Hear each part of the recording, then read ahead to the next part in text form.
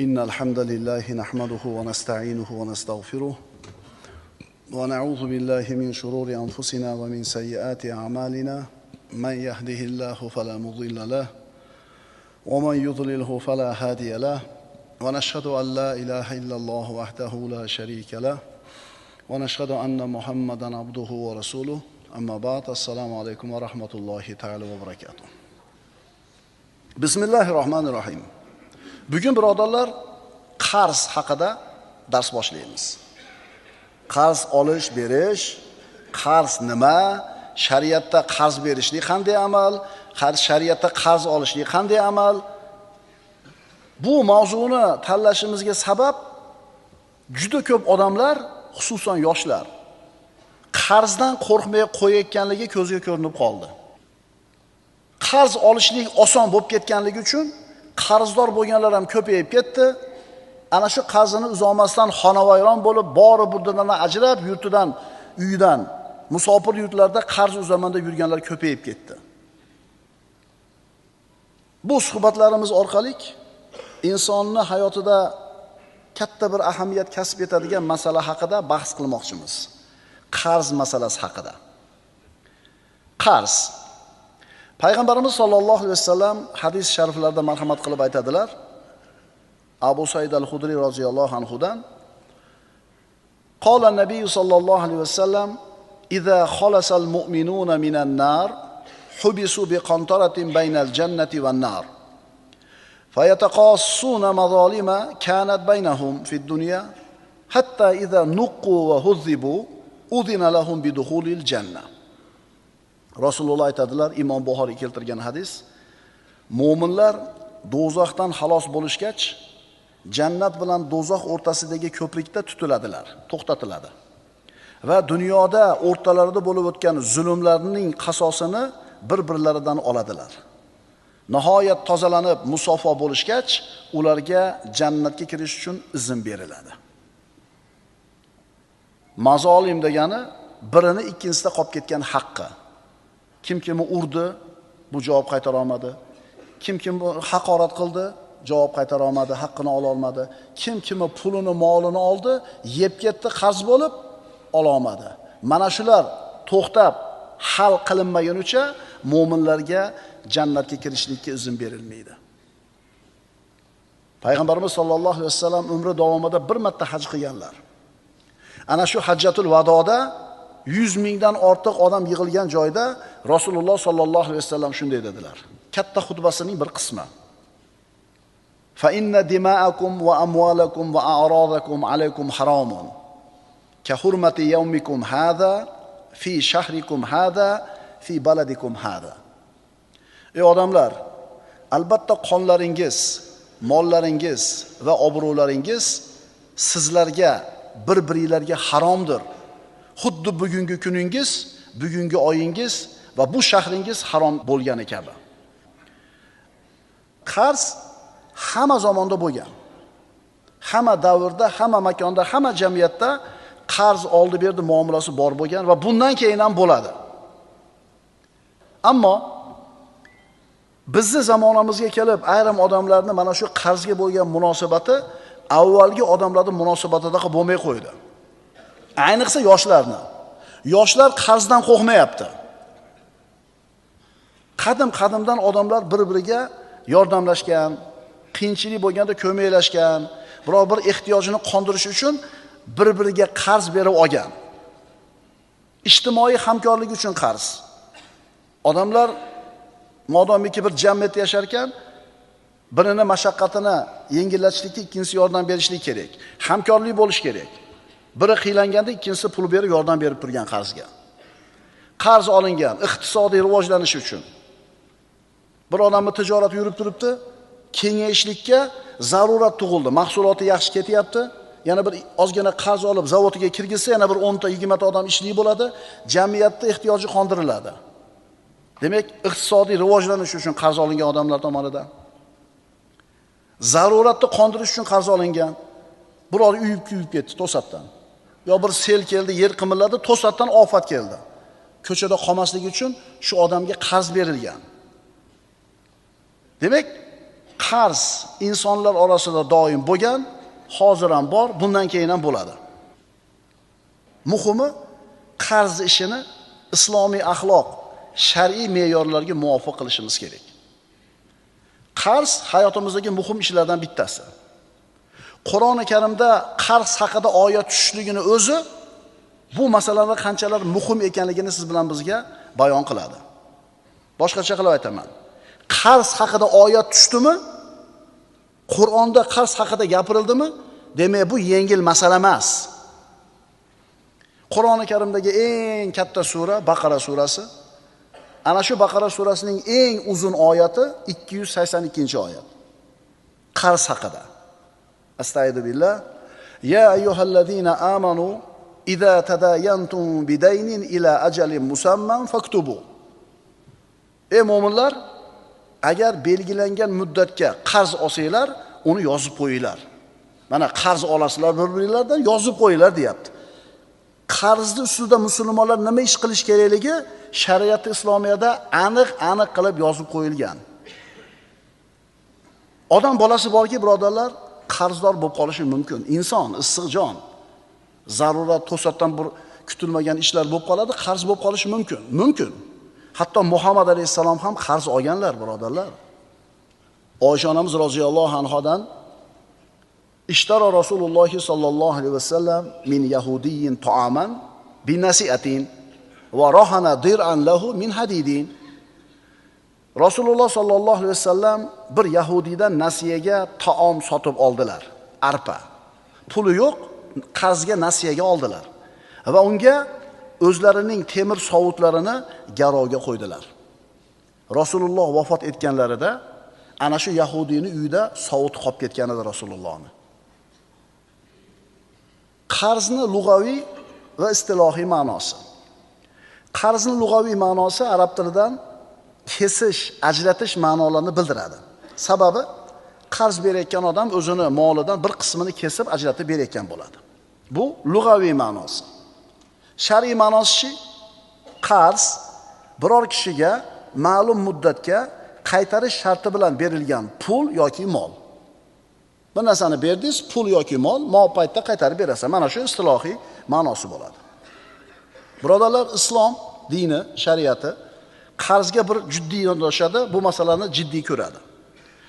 Bir tomondan qarz berishlikni ulkan savobli ish ekanligini aytsa, shariatimiz, ikkinchi tomondan qarzdor ana shu mas'uliyatni his qilib tezroq qarzini qaytarib berishlikka majburligini, javobgarligini ta'kidlaydi.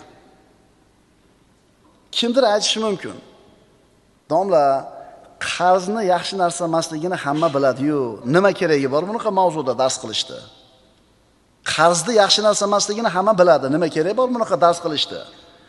Unaqa savol beradiganlarga aytamizki, bu gapimizni tez-tez takrorlab tursak kerak. Biz qarzdan ehtiyot bo'lish kerak deyotganimizda, manaqa yoshi katta, hayotiy tajribasi ko'p, boshidan issiq sovuq o'tgan oqsoqollarni nazarda tutmayapmiz. Bu darsimizdan ko'zlangan maqsad yoshlar.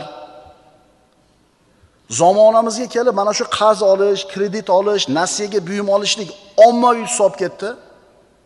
Endi ana shu olinayotgan qarzlar, nasiya buyumlar aslida kerak bo'lmagan narsalar bo'lib qoldi. Telefon, mashina, konditsioner, mikrovalnovka zarurat emas. Ammo yoshlarda orasida shu narsa ommaviy bo'lib ketdi. Tushunarliga bu darslarda biz kimni maqsad qilyapmiz? Biz yoshlarni maqsad qildik mana shu darsimizda. Chunki yoshlarda dunyoga bo'lgan rag'bat kuchli bo'ladi. Hali boshidan issiq sovuq o'tmagan bo'ladi. Dunyoga, orzu-havasga, zeb-ziynatga xaris bo'ladi. Ularda atrofidagi olam, interneti, televizori, ulpatlari mana shu dunyoni zeb-ziynatiga bo'lgan xirsini kuchaytiradiki, kamaytirmaydi. Bir marta yashaymiz. Yoshlikda o'ynab qolish kerak. Ulgiysan qolgan narsaga. Hamma olyapti-yu. Bir gap bo'lar, olaver. Tushunarliga bu ma'ruzalar, bu darslarimiz kimga ekan? Yoshlarga. Asl shuki, qarz yaxshi narsa emas. Agar qarz yaxshi narsa bo'lganida, yomon narsa bo'lmaganida, Nabiy sollallohu alayhi vasallam qarzdan panoh tilamagan bo'lardilar Robbisidan. Aks holda payg'ambarimiz qarzdor bo'lib qolishlikdan Parvardigoridan panoh tilamagan bo'lardilar. Oysha onamiz roziyallohu anhodan rivoyat qilinadi. Nabiy sollallohu alayhi vasallam namozda ba'zi rivoyatlarda salomdan oldin shunday duo qilardilar. Allohumma inni a'udhu bika min azabil qabr va a'udhu bika min fitnatil masihid dajjal va a'udhu bika min fitnatil mahya wal mamat. Allohumma inni a'udhu bika minal ma'thami wal maghrami. Ya'ni Rasululloh duo qilar ekanlar, ba'zi rivoyatlarda salovatni o'qib bo'lib, salom berishdan oldin shu duoni o'qir ekanlar. Parvardigor, men sendan azobi qabrdan panoh tilayman. Masihi dajjal fitnasidan panoh tilayman. Hayot va mamot fitnasidan panoh tilayman. Parvardigor, men sendan gunohdan va qarzdan panoh tilayman. Sahobalar, yo Rasululloh, nima uchun bunchalik qarzdan ko'p panoh tilaysiz deyishdi. Payg'ambarimiz aytdilar: "Innar rajula idza gharima haddatha fakadaba va wa'ada fa akhlafa." Rasululloh aytdilar: albatta kishi agar qarzdor bo'lib qolsa, gapirsa yolg'on gapiradigan bo'lib qoladi, va'da bersa bajarmaydigan bo'lib qoladi. Bu munofiqlikning alomatlaridan ikkitasi, yolg'on gapiradi, va'dasiga xilof qiladi. Yana payg'ambarimiz mana shu qarzdor bo'lib qolishlikdan panoh tilab Robbisiga duo qilar edi. Allohumma inni a'udhu bika minal hammi wal hazan wal ajzi wal kasal wal bukhli wal jubn va zal'id dayni va g'alabatir rijal. Parvardigor, g'am qayg'udan, ojizlikdan, dangasalikdan, baxillikdan, qo'rqoqlikdan, qarzni bosib qolishidan, ya'ni qarzni to'lolmay qolishdan va odamlarning g'olib kelishidan sendan panoh tilayman. Qarz haqida aytilgan so'zlar, ulug'larimizning so'zlari. Umar ibn Xattob roziyallohu anhu aytadi: "Iyyakum wad-dayn, hammun bil-layli va madallatun bin-nahar." Qarzdan ehtiyot bo'linglar, chunki u tunda g'am, kunduzi xorlik. Ali roziyallohu anhu aytadi: "Ad-daynu la yunamu lahu bil-layl va la yuhdau lahu bin-nahar." Qarzni deb tunda uxlanmaydi, kunduzi esa xotirjam bo'linmaydi. Abdulloh ibn Umar aytadi: "Li an amuta va laysa alayya daynun ahabbu ilayya min amuta va mali mithla Uhudin." Men zimmamda qarzim bo'lmasdan o'lishim meni Uhud tog'icha molim bo'lib turib o'lishimdan suyukliroq. Hasan Basri aytadi: "Law kana rajulun yamshi wa huwa madyunun lakanat rijlahu fil quyud." Qarzdor odam ko'chada yurgan bo'lsa ham oyog'i bilan, o'zi aslida oyoqlari bog'langan bo'ladi, deyapti. Buni haqiqatini o'sha yoshlar katta pulni olib, bo'yniga qarzni ilib, pachag'i chiqqandan keyin inay biladi. O'zi avvalgi hayotim zo'r edi ekan. Yegani yelim, kiygani kapan bo'lib, ko'chaga chiqa olmasdan hayotidan osoyishtalik ketgandan keyin aytadi, o'zi hayotim zo'r edi ekan deydi. Sufyon as-Savri aytadi: "A'zamun nasi hamman al-madyunu." Eng katta g'ami bor odam kim? Qarzdor odam, deyapti. Ibn Qayyum Zodul Ma'odda aytadi: qarz insonning dindorligini zaiflashtiradi va dunyoda xor qiladi. Boya darsni boshida aytdim, albatta hammamizda ham atrofimizda odamlar bilan muomalamiz bor, haqqimiz bor, qarzimiz bor, insonmiz, bo'ladi hammada. Lekin eshitib qo'yinglar, ayniqsa yoshlar. Qanchaligi muhim emas, qarzingiz bormi? Shu qarzingiz ishingizni amallab, egarlab ketishlikdan to'sib turadigan to'siq bo'ladi. Soddaroq qilib aytsak, qarz ishingizni orqaga tortadi. Qarz orqaga tortishligini hayotda odamlar ko'p kuzatgan. So'rab surishtirsangiz, ayrim odamlar o'sha ozmida ko'ppida qarzini uzganidan keyin ishi tezlaganligini, rivojlanganligini ko'rishgan. O'zi bor, berib qo'ya olasiz, bermaysiz-da. Turib tursin deysiz. Birodan $500 qarzingiz bor, palonchidan $300 qarzingiz bor, palonchidan bir $1000 qarzingiz bor. Yig'ishtirib kelsa 2000 ga bormaydi. Pulingiz bor. Kulyapsiz-a? Bor, uzib qo'ya olasiz, unga muhtojligingiz yo'q. Shu qarzni to'lab qo'ysiz, ko'chada qolmaysiz, bermaysiz. Bermayapsizmi? Ishingizni orqaga qolishini ko'ravering. Hayotda tajribada o'tkazilgan, sinalgan narsa, o'sha ozmida ko'pida qarzini uzib bo'lganidan keyin ishlari oldiga yurgan odamlarda. Imom Shofiy aytadi: "Al-qardu qoniyatul layl." Qarz tungi uyqusizlikdir. Nimaga qarz ishni orqaga tortadi? Birinchidan ruhiy bosim. Qarzdor odam doim stress ostida yashaydi. Fikri, hayoli faqat qarzini uzish bo'ladi. Endi bunaqa kallasi band bo'lgan bosimdagi odamda yangi tijorat fikrlari, biznes ideyalari bo'lmaydi. Ikkinchidan moliyaviy cheklanish bor qarzdorda. Chunki qarzini uzishga ketadi puli. Ozgina pul topsa qarzga olib borib berish kerak. Yangi bir imkoniyatlar bo'lganda qo'lida sarmoyasi yo'q. Uchinchidan vaqtni quvvati ketadi. Chunki qarzni boshqarish kerak, haqdorlar bilan muloqot qilish kerak, ularga borib turib egilishingiz kerak, holingizni tushuntirishingiz kerak, quvvatingiz ketadi, energiyangiz ketadi. To'rtinchidan jamiyatdagi mavqeingiz orqaga ketadi. Qarzdor bo'lib qolganligingizni bilsa odamlar, sizga bo'lgan munosabati ijobiy tomonga o'zgarmaydi. Beshinchidan yangi imkoniyatlar boy beriladi.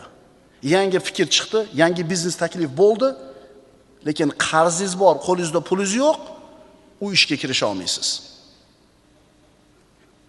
Umar roziyallohu anhuning so'zini yana bir marta o'qib qo'yamiz. Iyyakum vaddayn hammun bil-layli va mazallatun bin-nahar. Qarzdan ehtiyot bo'linglar, chunki u tungi g'am, kunduzgi xorlikdir.